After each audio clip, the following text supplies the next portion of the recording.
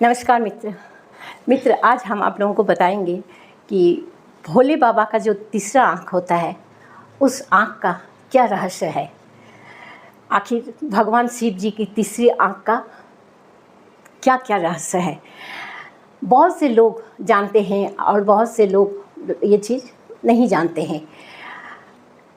ये भगवान शिव जी का जो तीसरी आँख होता है, ये कब खुलती है और क्या होता है जब उनका तीसरी आँख खुलती है। तो उस समय भगवान शिव जी की 3 नेत्र होते हैं। जानकारी में या पुराणों में भी हम लोग यही जानते हैं। उनका तीनों नेत्र के बारे में कई कथाएं प्रचलित है। एक कथा के मुताबिक भगवान शिव और माता पार्वती के विवाह के बाद उन्हें संतान के लिए बहुत चिंता थी। उन्होंने अपने तीनों नेत्र को खोलकर एक साथ देखा तो एक ज्योति की किरण उन्हें एक साथ तीनों नेत्रों से निकलते हुए दिखाई दिया। इस वजह से भगवान शिव की 3 नेत्र हो गए।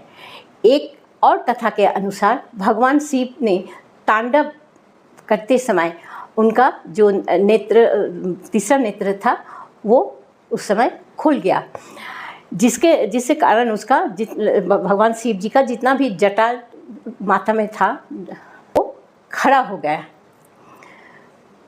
मान्यता है कि सृष्टि को बचाने के लिए महादेव ने सबसे पहले अपनी तीसरी आँख खोली थी। एक बार जब धरती पर घोर अंधकार छाया गया और चारों तरफ जितना भी पशु पक्षी प्राणियों हैं सब के बीच में हलचल मच गया, तब भगवान शिव जी ने व्याकुल हो गए। इसी व्याकुलता से उनके मस्तक पर एक ज्योति कुंज प्रकट हुआ। इससे निकली रोशनी से धरती का अंधकार तो दूर हो गया। यही ज्योति कुंज जो था भगवान शिव जी की तीसरी आँख थी। भगवान शिव जी का 3 नेत्र का अर्थ अलग अलग से हम लोगों को पुराणों में हम लोग पढ़ते हैं या मिलता है। शास्त्र के मुताबिक भगवान शिव के दाएं आँख जो होता है वो सूर्य का प्रतीक माना जाता है और उनका जो बायां आँख है वो चंद्रमा का प्रतीक माना जाता है और उनका जो तीसरी आँख है वो अग्नि स्वरूप माना जाता है। कहा जाता है कि भगवान शिव को 2 आँख भौतिक जगत की शक्तियों पर नज़र रखने के लिए सृष्टि किया गया था और तीसरी आँख का ध्यान पापियों को देखने के लिए सृष्टि हुआ था। यह आँख इस बात की भी संकेत करते हैं कि समस्त विश्व का ना तो कोई आदि है ना ही कोई अंत है।